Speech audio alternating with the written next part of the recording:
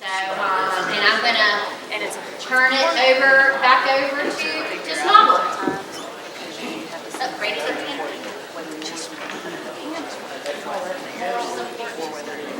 Thank you, Jill. Yeah, we'll go ahead and start the next session, that's session 3. And I'm going to do the first half of session 3, and then Joe's going to follow that up second, and then at that time will be lunchtime.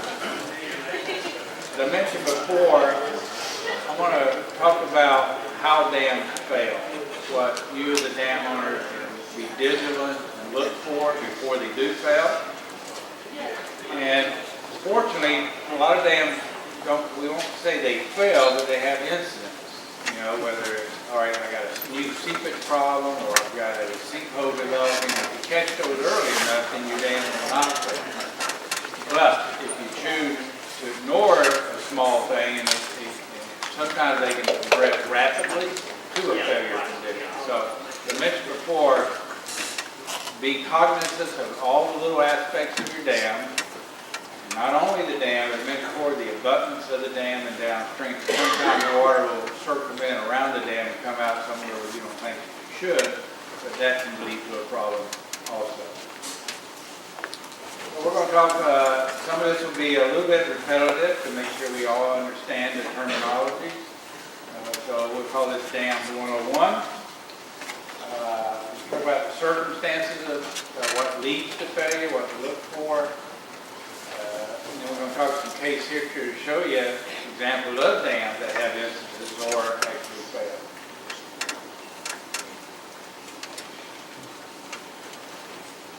So this is just a reminder of the components of the dam, because really things to look for when you're looking at, all right, how can my dam fail?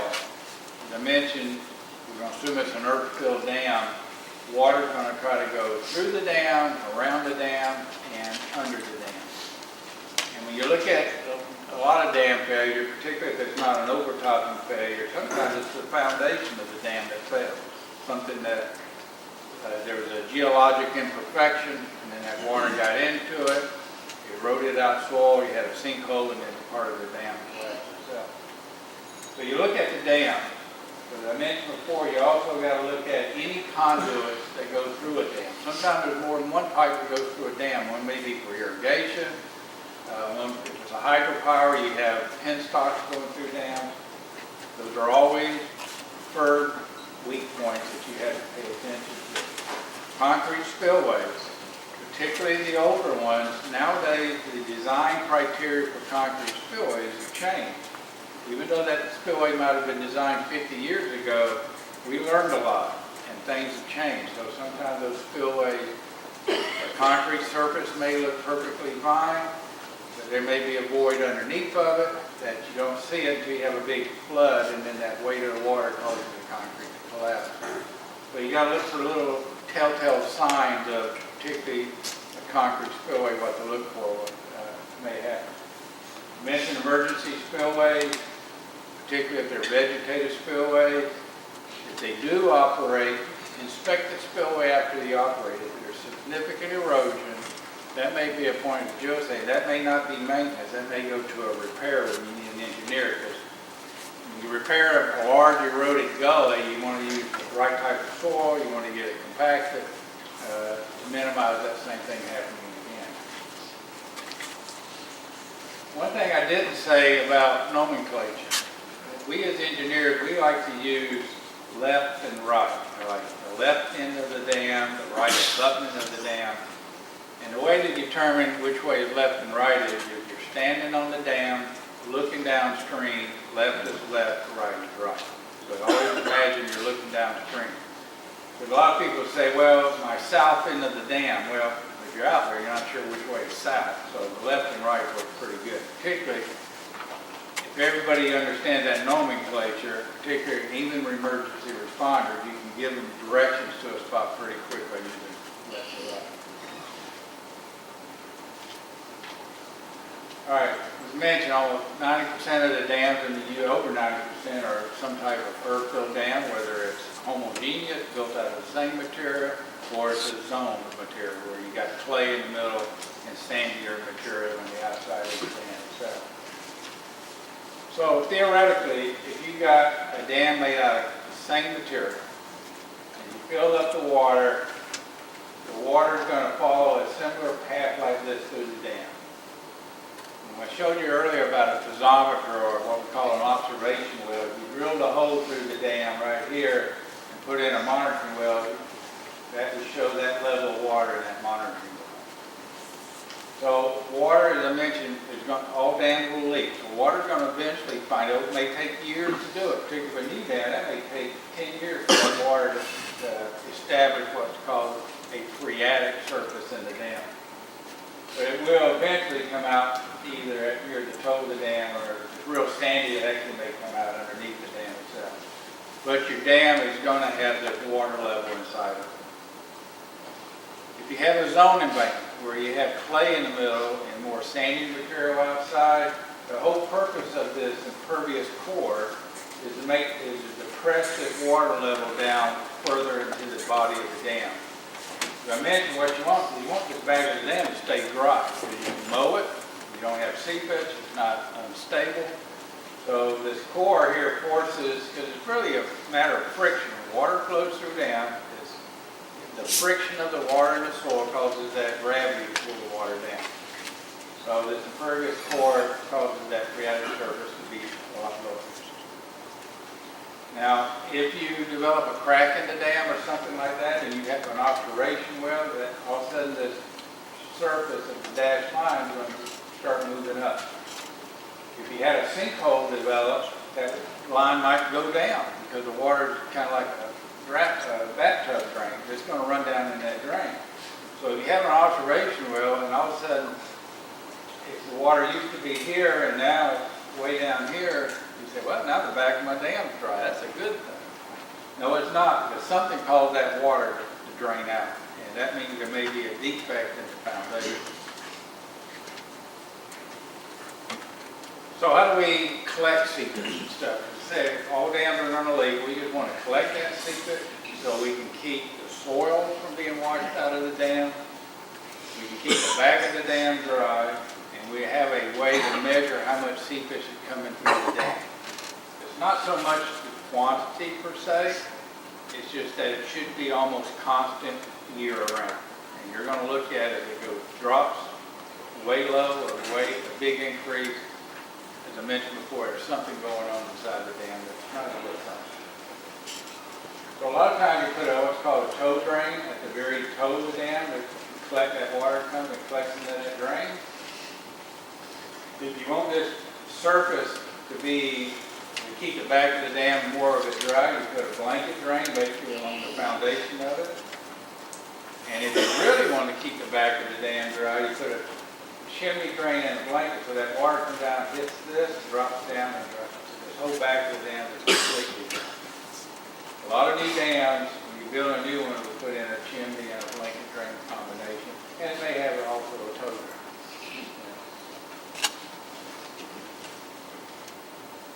Concrete gravity dams.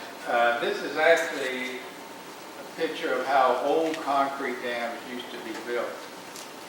Particularly these old masonry dams for these flour mills, is that the dam on the water side used to have a batter to it, and the downstream side used to be vertical.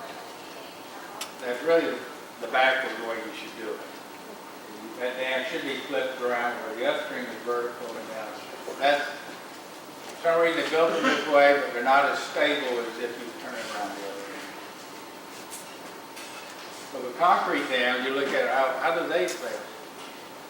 Almost exclusively worldwide, they fail because there's a defect with the foundation. Concrete dams are heavy, so the weight on underneath the dam and on the abutments of the dam is extreme. And sometimes there's an old ancient landslide or something that nobody knows about, and you fill up the water, the foundation fails, and then the dam. Concrete, a solid wall of concrete generally does not fail. It's what supports it. This is a small, this is actually up in Richmond. It had an old masonry dam. It's a country club, and they used the water for irrigation. And the dam was over almost 100 years old. made out of, it was a masonry, rubble with cementitious material, and over the years of going through wet and dry and freeze-thaw cycles, it was deteriorating in a partial failure mode, and they basically used roller compacted concrete, the same material they used at Saluda Dam, to build a new, little smaller gravity dam, only 18 feet high. But again, gravity dam is just the weight holds it in place. Sometimes on an earth-fill dam, you may have a gravity section that's the spillway. That may be almost like a gravity dam, but it's a combination of gravity dam with an earth embankment on one or both ends of it. All right, spillway. We talk about failures of the dam. You can actually have failures of the spillway, which can be just as bad. The consequences of a large spillway failure can be just as bad as the dam itself. As I mentioned before, the spillway, the principal spillways establishes your normal pool of the lake. Spillways allow it to have not only the normal flow, but the big floods that might happen. It's got to be resistance to erosion, because when you have water flowing 30 feet per second, several feet deep, it's going to erode. It will erode rock.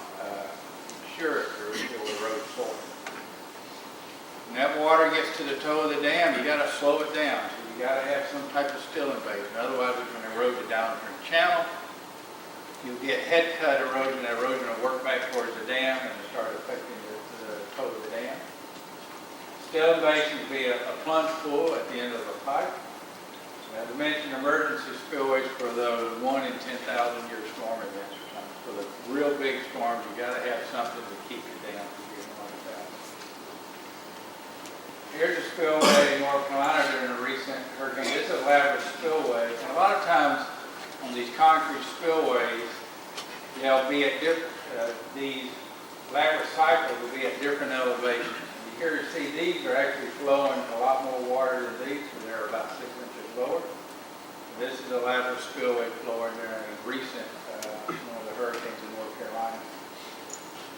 And the thing with these concrete spillways, when you have a big flood, after the flood recedes, go out and inspect your spillway to make sure that these spillways, like this is the first time this ever experienced a flood. So you got to go out there and inspect it, make sure the concrete's not cracking for some reason. You don't have any displacement of the concrete, so you be sure to look after a flood event is to go out and inspect your spillway. This is a concrete gravity dam right here. You see the bottom part, and this is it still invasive, where the water comes down the slope at a very high velocity, and they use the chute blocks and floor blocks and an insill. This insill backs up water in here during normal operation. So all this combined is built in to slow that water down. When that water gets into this channel, it's going at 10 feet per second and not 45 feet per second.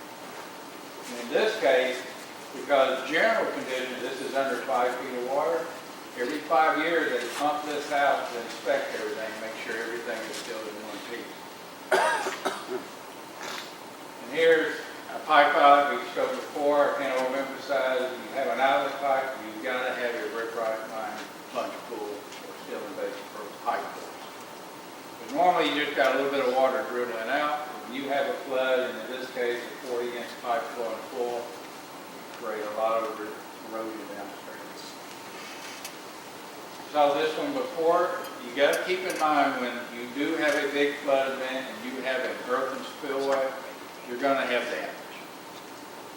This spillway, there was very little damage. This one had some head cutting, and when it was all said and done, they came back in and repaired that, but that was like $1 million repair.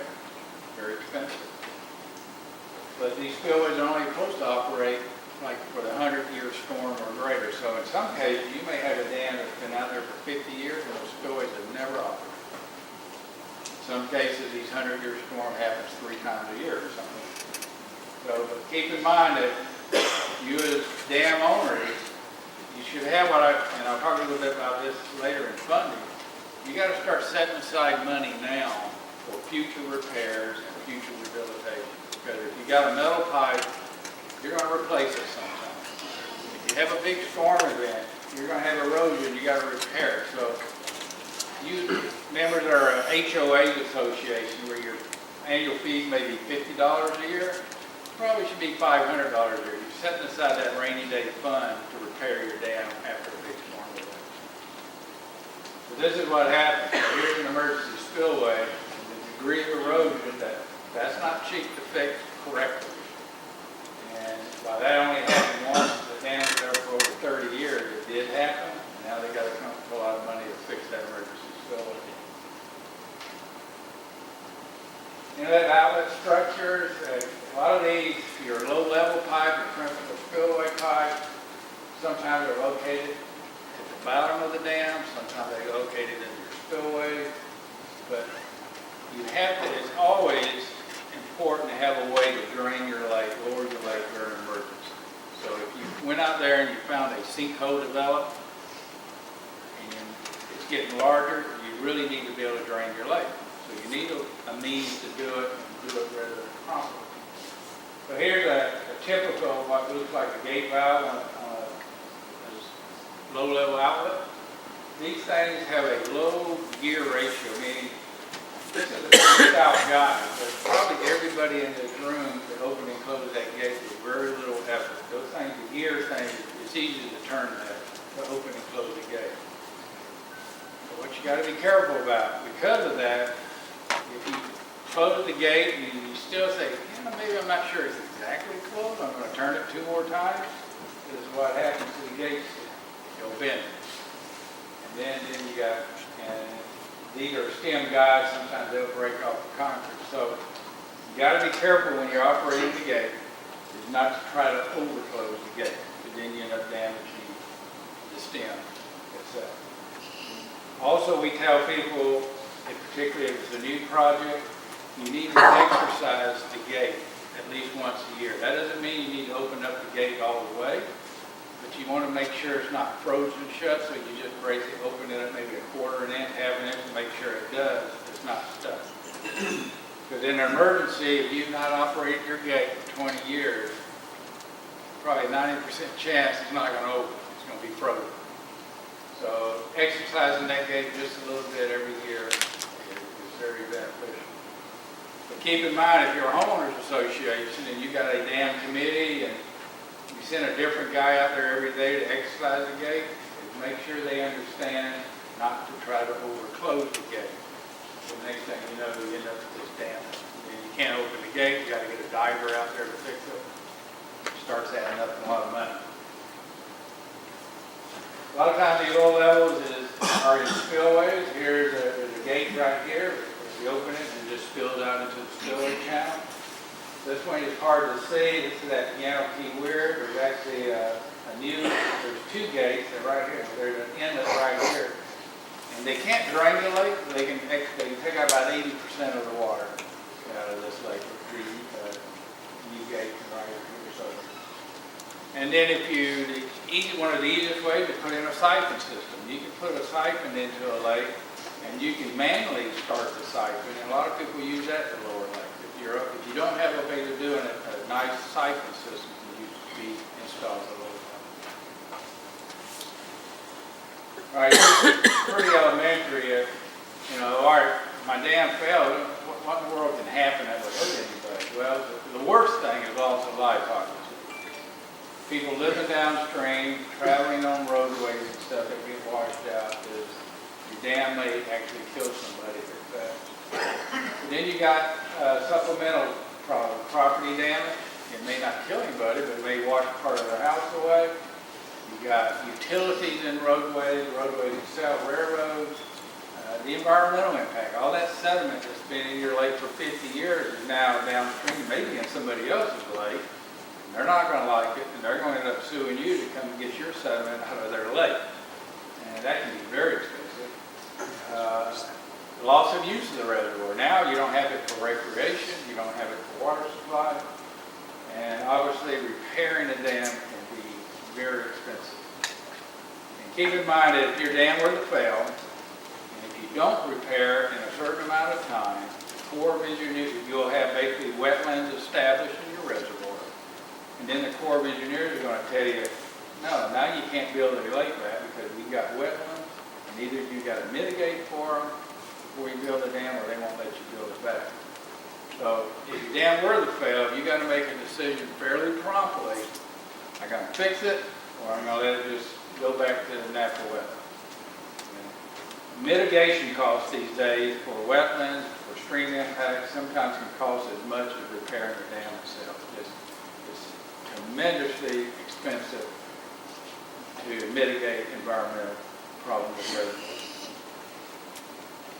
The property dam is quite obviously roadways down below a dam, easily washed out. Even though you may not lose a loss of life, damage to houses downstream can be extreme. The loss of the reservoir itself, all the fish, everything going downstream. Talk about some of the more ways dams can fail. Talk about one of the biggest ones is inadequate spillway capacity. That's probably the most common thing. When a state has a dam safety program, they make you require you to pass a certain large storm event. And they're large, generally greater than a 100-year storm. Generally greater than your dam has ever seen in its life. You can operate the dam. Like I said, you go there and open up your drain gate all the way, and then you say, I can't close it now. So now you drain the reservoir, you release a lot of water downstream. Mentioned spillway scour, erosion on the conduits is a problem. The seepage issues, like I said, seepage issues generally cause the dam to become unstable because it gets saturated. Soil gets saturated, it's on a slope, it's going to want to slough off. And when that starts to happen, it's progressive. You just start losing more of the dam and eventually it fails. Jill mentioned that Toccoa Dam failure killed 39 people in North Georgia. It did not overtop, even though it rained for several days. But they theorized it got to the back of the dam because the seepage and all the rain became saturated, and the back of the dam slid off. And on that particular dam, during the night, a couple of firemen went up with all the rain. They were concerned. They knew the dam was over. Went up and looked, and they said, all right, the dam is not overtopping. They came back down, and not long after they had failed, actually one of the firemen was killed at his home. So they knew there was some concern, but they said, okay, spillway's working. It's not, but actually the back of the dam slid off, and then it really stalled the water. Joe's going to talk about earthquakes. You all had the Charleston earthquake, so a lot of South Carolina is potentially in a high earthquake zone. And the big thing here is liquefaction. A lot of times, and Joe will show you a good video, basically underneath the dam can become quicksand, and then you lose the whole dam will just slide off its foundation. So anatomy of dam failure. What you should do partly when you're inspecting a dam, there's cracks in a dam, particularly cracks that go in the upstream and downstream direction. Usually they'll occur when the dam has just been built, when things, as Joe said, trying to find its happy place, everything's settling. But then what if a crack develops both upstream and downstream? Well, that water's going to run through the crack, be a serious problem. Mentioned before, seepage, particularly when you're filling up a reservoir for the first time, that phreatic surface inside the dam is going to find its happy place, and hopefully it's not such that water is seeping out the back of the dam itself. Anything wrong with a conduit, as mentioned, I can't overemphasize, a pipe through a dam, even if filling the reservoir for the first time, or where you drain the lake and you refill it for some reason. You've got to watch around water exiting around the pipe. I'll show you some slides later where water is actually spewing out around the side of the pipe, not in the pipe, but on the outside of it. And then, like I said, foundation issues. When you start putting the weight of a dam, the weight of a reservoir, you're not really sure what's underneath the dam. You're not sure how it's going to behave.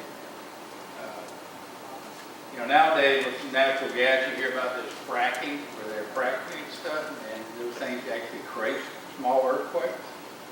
Generally, a small earthquake's not going to be a problem, but if you feel an earthquake of any size, you should go out and inspect your dam to make sure nothing has changed with it. The main events that can cause failures is a huge rain event, a large earthquake. If you you got a large reservoir, you can create very large waves on a reservoir. But you got to have a large reservoir to really be concerned with wave actions causing serious erosion of the dam. I don't have to tell you guys the hurricanes y'all had. This is some of the rainfall events in 2015, where you're up in the 20 some odd inches of rain in this area. An extreme rainfall event. A 100-year storm might be 8 inches of rain or something, and you got almost 2.5 times that. It does happen. People talk about climate change. It seems to have more robust storms maybe than it used to have. So we got to be prepared for it. And erosion, we talked about either out of a pipe or spillway. It can, once these spillways activate or pipes road, that erosion can occur and you can have failure overnight. You may go out just before dusk and your spillway is flowing full, everything looks fine. You come back the next morning, your dam's breached, your lake's gone. That erosion can be fast and furious. So you just want to, if you're having a large storm, don't go to bed at 7 o'clock. I think everything's fine. You got to look at it throughout the night if that spillway is flowing pretty full. Things can change rapidly. And that's where you, if it is, you need to implement your emergency action plan. So if you got erosion from, say, overtopping, it means your spillway is too small, or your spillway is blocked with debris. It's amazing. I'll show you some pictures. When you have a large storm event, how much stuff in your watershed will end up in your lake. Not only volleyballs and basketballs, but it could be propane tanks, it could be trees, it could be everything that's laying out in somebody's yard. Next thing you know, it's in your lake, and it's blocking your spillway. So, and that goes back to the inadequate freeboard, that distance between normal pool and top of the dam. Sometimes that's not enough for these large storm events. So you get overtopping flows over your spillway. A lot of research has been done saying, all right, think about a nice, well-engineered dam. It's got a very good grass cover, keep it mowed. You can get inches, if not a foot of water flowing over that with minimal erosion. That grass will just lay down and that water will flow right over. But what happens generally, all it takes is one little weak area, one little gully, and then it just it'll grab that and it'll start washing out the dam and the grass get wider. So here's one, you see with the dam, the emergency spillway is flowing full, and the dam is overtopping, but it's got a decent grass cover, and that will survive that sort of event. Here's one, actually in Hawaii, did not fail, but you can see, here's the lake, with significant amount of erosion on the dam itself, the guy standing down in one of the gullies. So that little section of dam right there prevented the whole lake from washing out through the dam. So overtopping in this case did not fail the dam, but it came very close to causing failure. Here's an NRCS flood control dam. They're designed for floods, but not this size. Here's the water coming through the emergency spillway, and here it is over the low end on the left end of the dam over top of the dam. Talk about debris. As I mentioned, it will end up in your lake when you have these extreme rain events. This is actually a dam under construction in South Georgia, and they had built a temporary diversion while they were building the dam. They were clearing the reservoir of all the trees for the new lake, and then they had a large storm event, and all this stuff came in. There is a couple pipes underneath all this debris. Well, now the water can't get to the pipe. And in this case, it's caused the dam overtop and failed and did a lot of damage. So keep in mind, while generally your lake is very clean, pristine, it's great, you get a big storm, you're going to get a lot of stuff coming into that lake. This is an extreme, this is up in Virginia, it's a concrete dam, and they had what's called a half PMP storm event. It was like, I think it was 18 inches of rain in a day.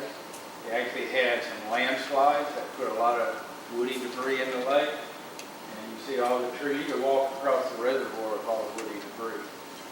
So it can happen in these extreme events to bring everything that's not tied down into your lake. your spillway is not on a good foundation. It doesn't necessarily prefer to be on rock, but a lot of them are on soil. If you design them properly, it will work great. But if you don't, this is the consequences of it. Water gets under that spillway and erodes it, and then you start losing your whole spillway rather frequently. Here's one where, as I mentioned earlier, that these emergency spillways out of earth are subject to erosion, particularly if the storm lasts a long time and the soils are fairly erodible. So this is where the emergency spillway was. So you can see the amount of erosion from the bottom, and not only this was a spillway channel, you see it here. Well, it kind of came through and then cut back and started washing the dam away before it went downstream. So here you had a failure of the emergency spillway and almost caused the complete dam to fail just because it kind of went back on itself. So a lot of these earthen spillways that are now being analyzed, we're saying they're unsafe. You've got to do away with them and put in a concrete spillway. So we're seeing a lot of this, particularly if you're in the coastal plain, where obviously sands are highly erodible. These earthen spillways are generally not going to be adequate. Seepage erosion and seepage failure. A lot of times seepage, it occurs over time. It's something you can see. It's something when you're mowing the grass, next thing you know, you're stepping in water and it's kind of soggy. It wasn't there last week. You got to constantly be on the alert for seepage. And what happens is when you have seepage, what that can lead to is what we call piping. And that's where seepage comes out of the dam, starts carrying material, and basically you have backward erosion. The channel will open up from the downstream and work its way back towards the lake. So you're basically creating what we call a pipe, or a pipe and failure. So you're removing that soil. That generally takes a fair amount of time. So when you're looking at seepage, if it's muddy seepage, then you have probably a pipe developed. So when you're out there mowing the grass, walking the dog on the dam, and I'll always be cognizant, do I have a seepage problem? And is that seepage now has muddy water coming out of it? If that happens, you call Jill or John, you call your regional person, because that is an immediate problem. So let's talk about seepage. As mentioned before, all dams are leaked, so this is that what we call phreatic surface. It's going to develop in a dam over time. So here's the seepage, and then if you have piping, as I said, it works from this point and starts working back towards the lake. And when it gets to this point, now water is flowing through a crack in the dam, a hole in the dam, and you are losing the dam at that point.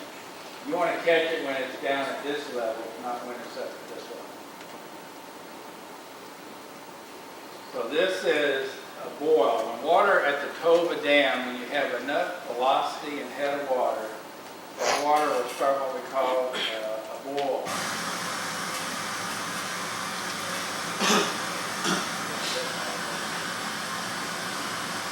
Got a helio set.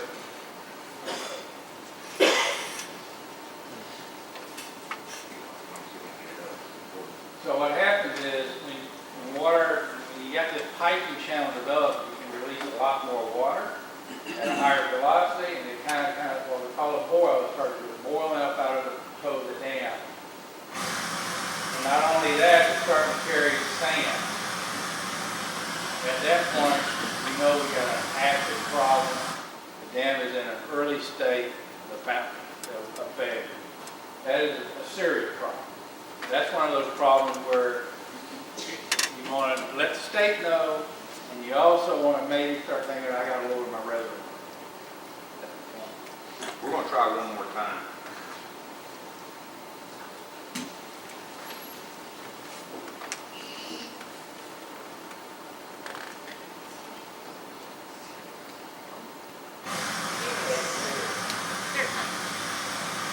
So you see that is bad.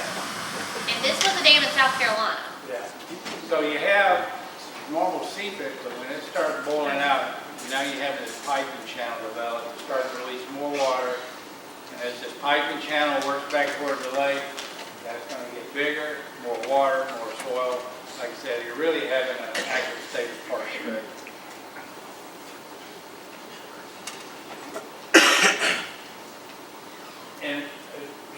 reminded me that when you have those, a lot of times you say, all right, you got a partial failure. A lot of times what you can do is put what we call a reverse filter. Sand and gravel, basically putting weight over it. You still want the water to get out, but you don't want the material to get out. So in an emergency, we can put a real quick what we call a reverse filter over it to minimize, by time, maybe drain the reservoir, load the reservoir before it fails. So those are serious problems when you have a boil development of a dam. Seepage can be poor construction when you didn't compact the soils in the dam properly, or use the wrong type of soils. Again, it can be in the foundation. You may know very little about it. It may not be the dam itself. Rodents, which we'll cover later, when you have muskrats or beavers or badgers that actually burrow into the dam. And if it's a small enough dam, you may have a burrow going both upstream and one downstream, and if they meet in the middle, now you got to hold it through the dam. Small dams have to fail from burrowing and ways. Tree roots. I guess you probably all heard engineers don't like trees on the dam. The old wives' tale that I guess that tree roots kind of hold the dam together. And I guess in a sense they do when there's enough of them. But it's a bad thing because if the tree's large enough and blows over, it can blow up a big enough root ball and you can have a partial breach of the dam. Or if a tree dies and the roots die and rot, now you got rotted roots in the dam, which opens up seepage back. So generally, you just want dams to have a nice mowed grass surface. As I mentioned about the seepage may not be the dam, it may be the bucket. Particularly, as I mentioned, concrete dam, the seepage may be at this contact. The dam itself is perfectly fine, the water is actually running around the ends of the dam. This is a large dam, Bureau Reclamation design. They were filling this dam up for the very first time, 300-foot high dam. The water was almost full. That's a V8 bulldozer sitting over the top. These pictures were taken not by the Bureau Reclamation, but by a tourist that was just standing over on his ledge watching this. And noticed a leak developed. And literally like 3.5 hours later, breach of a 300-foot high dam. That piping failure happened. Noticed it in the morning, and by lunchtime, this is what you had. And it killed, it was less than, I don't know, it was 9 or 10. It killed some people and did a lot of property damage.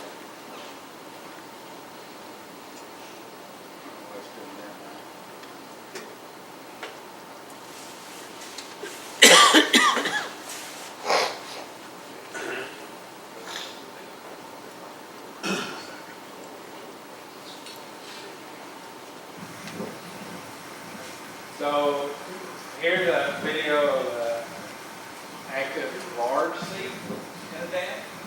Now, the good news, that's clear water right now. Sometimes what you'll find with these piping failure is it'll run clear for a while, and then you'll have a partial collapse, it'll run muddy, clear, and that's where it goes. But if you see that, you know you got a problem, and it probably is not, if you stay there long enough, you'll probably turn muddy and clear again muddy. Bad problem. Seepage around pipe, conduits, as I mentioned, a weak point in a dam. It's not built right for sure. You got to be cognizant of that. So if you go out on, this is a pipe through a spillway, if you went out there and saw this happening, and you can see it's muddy water, you've got a serious problem. There's one where it eroded again, seepage along the pipe. You can walk back in this cave underneath part of the dam, you see the amount of sediment. So generally, if your dam's been there for a long time, you got a pipe. If it's corrugated metal, that's got its own problem. But if it's a new repair or a new dam, and their lake's filling up for the very first time, and that's why most state agencies will have a filling schedule. When you're filling up the lake for the first time, or after a major repair, you can only fill it up at a very slow rate. So you have time to monitor everything. You see a bad condition, then maybe the lake's not full, and you can pull the lake down and save the dam. But particularly on pipes, it can be very serious. Here's one that actually failed. It had 2 pipes, a head wall, had piping, and actually the dam failed off. another active void. You see the amount of material that's come out of that hole.